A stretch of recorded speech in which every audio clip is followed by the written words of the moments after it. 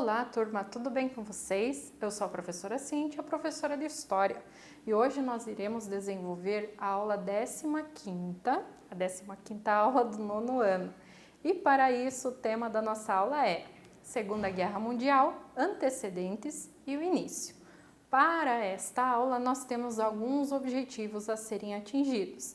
São eles: explicar o expansionismo italiano, alemão e japonês, definir o objetivo do Pacto Anticomintern, apontar a Guerra Civil Espanhola como um ensaio para a Segunda Guerra Mundial, determinar as duas alianças militares da Segunda Guerra Mundial e países participantes, reconhecer o Anschluss e a Conferência de Munique como passos iniciais da guerra, explicar a neutralidade da França e Grã-Bretanha quanto às ações previstas no Tratado de Versalhes e identificar o estopim da Segunda Guerra Mundial e alguns aspectos iniciais.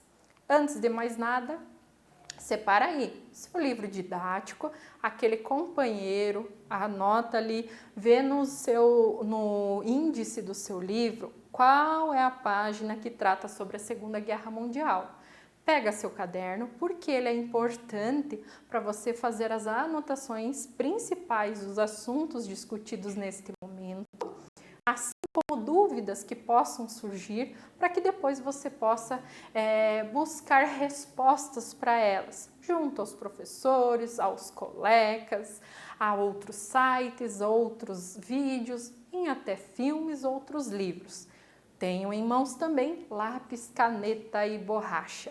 Agora sim, vamos iniciar a aula de hoje. Primeiro, um dos antecedentes, o que estava acontecendo no mundo antes da Segunda Guerra Mundial e vai ser primordial ali para esse processo é o expansionismo italiano. Fora aquela questão que vimos nas últimas aulas, a questão da crise de 29, os estados totalitários, como a questão do nazismo e do fascismo. Fascismo da Itália. Vamos entender o expansionismo de Benito Mussolini no governo da Itália. Então, o Mussolini estava desenvolvendo um projeto de modernização da Itália. Ele tinha o objetivo de conquistar novos territórios, principalmente ali no continente africano. Então, em 1935, ele invade inicialmente a Etiópia. Diante disso, nós tínhamos a Liga das Nações. Lembram que surgiu ali pós Primeira Guerra Mundial com o objetivo de evitar uma nova guerra? Essa Liga das Nações, formada por alguns países, orientada pela Inglaterra, proibiu que esses países que faziam parte da Liga, proibiu que comercializassem com a Itália. Mas essa ação não afetou em nada a economia italiana. E o que comprovou que a Liga não era capaz de assegurar a paz mundial, como era o objetivo no início da sua formação. Outra situação, o expansionismo alemão. No poder, a partir de 1933, o Führer, ou seja, Adolf Hitler, começou um processo de militarização da Alemanha, afrontando o que estava escrito no Tratado de Versalhes.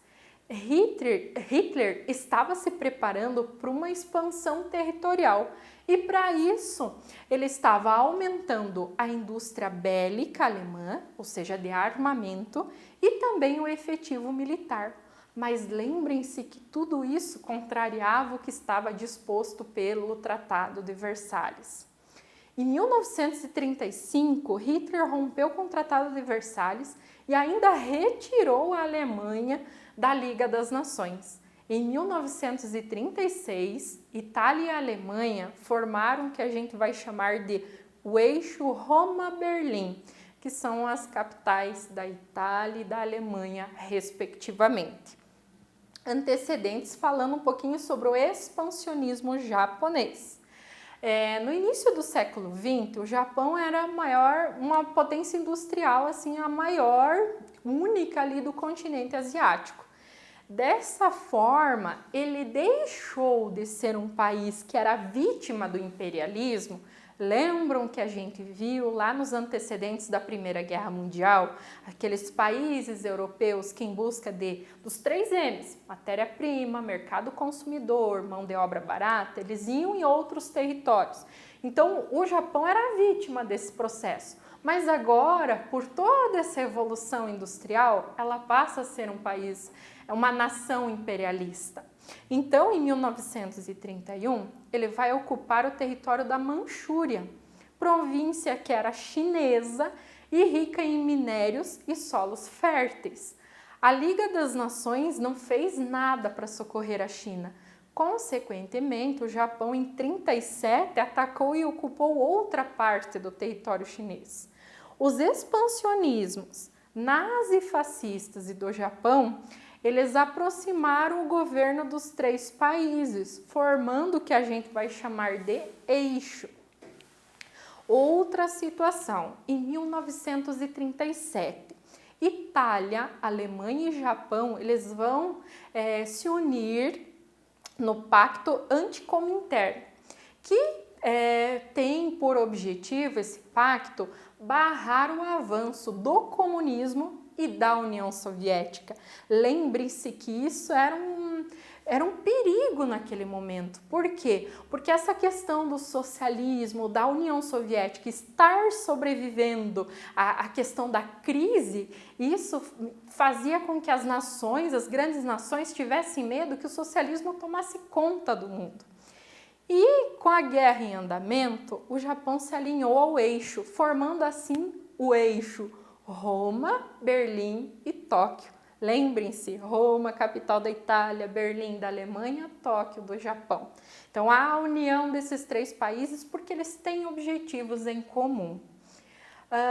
Outro antecedente importante ali para a Segunda Guerra Mundial é a Guerra Civil Espanhola, que durou de 36 a 39. Ela tornou-se assim mais que uma simples luta pelo controle do governo, porque pela primeira vez políticas do século XX, o fascismo e o socialismo, se enfrentavam em campos de batalha. A guerra então tornou-se ganhou o significado de uma luta do fascismo contra a democracia. E os nazistas experimentaram aí várias táticas militares nessa guerra. Por isso que muitos historiadores apontam que a Guerra Civil Espanhola foi um ensaio para a Segunda Guerra Mundial. Como que iria ser o processo de ataque, o uso de armas, quais seriam as melhores estratégias a serem utilizadas. Como eu falei para vocês, ao surgimento de 2 alianças. Nós falamos ali do eixo, mas surgem 2 alianças antagônicas com interesses de certa forma em comum. De um lado, a Alemanha de Hitler, Itália de Mussolini, o Japão, que formariam o eixo. Do outro lado, os aliados, Inglaterra, França, União Soviética e Estados Unidos. Detalhe, esses 2 últimos, União Soviética e Estados Unidos, no fundo, eles tinham interesses antagônicos em relação à economia, mas na questão de guerra, era interessante a União Soviética aliar-se aos Estados Unidos e vice-versa para lutar contra os países do eixo que cada vez estavam tomando mais poder nesse início, vamos assim dizer. Há um caminho sem volta, por quê? Agora está começando a caminhar para que de fato aconteça uma guerra. Quais são esses passos? Primeiro, 1938, Anschluss, a anexação da Áustria para a Alemanha. Então, a Alemanha invade a Áustria, pega para ela. O próximo passo alemão era mobilizar tropas para a fronteira da Tchecoslováquia, que tinha por objetivo anexar os Sudetos, porque nesse local a maioria da população era alemã, era de origem alemã. Em 1938, nós temos a Conferência de Munique, em que quais países participam? Alemanha, Itália, França e Grã-Bretanha se uniram em virtude da ameaça contra a Tchecoslováquia e a decisão foi anexar os Sudetos à Alemanha. Por que isso? Vamos entender um pouquinho. ali, os países do eixo, Itália, Alemanha, Japão, estavam cada vez mais se expandindo. A gente viu no início da aula o processo expansionista desses três. A Grã-Bretanha e a França, que eram principais líderes ali naquele momento e ajudaram na escrita ali do Tratado de Versalhes, sabiam que, por exemplo, o expansionismo não era uma questão defendida nesse documento. A questão do aumento do armamento, do exército, era contrário ao que estava escrito nesse documento. E por que eles não faziam nada? Porque eles acreditavam muito no anticomunismo de Hitler e que, de certa forma, manter o Hitler forte era uma forma de proteger-se contra o perigo soviético, contra a ameaça do socialismo no mundo. Eles acreditavam que o Hitler, cada vez mais se fortalecendo, um dos primeiros alvos seria a União Soviética para acabar com esta nação que estava colocando esse risco no mundo de tomar conta do mundo. Ainda em 1939, Hitler apossou-se do restante do território tcheco. A Eslováquia acaba declarando sua independência e alinha-se aos nazistas neste momento. Aí, Hitler e Stalin não são líderes tolos, eles são muito inteligentes.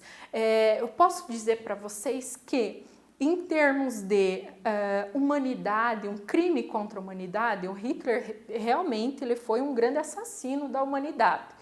Devido a tantas mortes, a perseguição aos judeus, e não só aos judeus, que a gente estudará nas próximas aulas, mas que ele foi um líder estupendo, foi. Ele fez muita coisa, ele tornou a Alemanha uma grande potência e ele soube articular o poder que ele tinha em mãos. Ele soube articular essa imagem que ele tinha junto ao povo alemão. Aqui uma prova desta, mas o Stalin também não era bobo em hipótese alguma. Em 1939, Stalin, sabendo que no caso de uma guerra ele iria acabar enfrentando a Alemanha sozinho, ele começa algumas negociações de forma secreta com Hitler, evitando um possível confronto. Qual foi o resultado desses acordos secretos? Alemães e soviéticos dividiram o território polonês e a União Soviética acabou recuperando territórios perdidos na Primeira Guerra Mundial e a Alemanha, de certa forma, estava conquistando algo que ela almejava. Lembrem-se lá no final da Primeira Guerra Mundial, território perdido. Aí a Polônia queria acesso ao mar, consequentemente pega um espaço que era da Alemanha. Muito bem. Aí, processo de início da Segunda Guerra Mundial. Com a invasão da Tchecoslováquia, os governos da França e Grã-Bretanha garantiram, por meio de uma assinatura, de um acordo, que se a Polônia fosse invadida, eles declaravam guerra contra a Alemanha. Se a Polônia for invadida, guerra contra a Alemanha. O que acontece? Em 1º de setembro de 1939, Hitler invade a Polônia. Consequentemente, 3 de setembro, Grã-Bretanha e França declaram guerra à Alemanha, iniciando assim, de fato, a Segunda Guerra Mundial. O início da guerra, a gente pode dizer que em um ano, cerca de 400 mil poloneses foram levados à Alemanha para trabalhar em regime de semi-escravidão. Adotaram a questão da solução final, que seria o extermínio dos judeus, isolados em guetos ou ainda em campos de concentração. Coloquei uma imagem aí, mas nos faz lembrar o filme O Menino do Pijama Listrado, né? Por conta da vestimenta que tinham essas pessoas nos campos de concentração. Até na próxima aula, eu quero explicar um pouquinho melhor sobre essa questão, do Holocausto, essa perseguição aos judeus, o porquê dessa perseguição, entender de que maneira aconteceram, como é que era a vida deles nos campos de concentração. Até de repente a gente pode ligar com alguns filmes e livros que tratam sobre isto. Vamos falar também sobre o avanço do eixo na guerra. O eixo, lembrando aqueles 3 países, Itália, Alemanha e Japão. Agora nós vamos para a atividade, para que vocês de fato vejam o que vocês entenderam, o que precisa estudar um pouquinho mais, entender o que falta mais pesquisa por parte de vocês, ou de repente até rever essa aula, tá? Bons estudos a todos, até uma próxima, um abraço e tchau!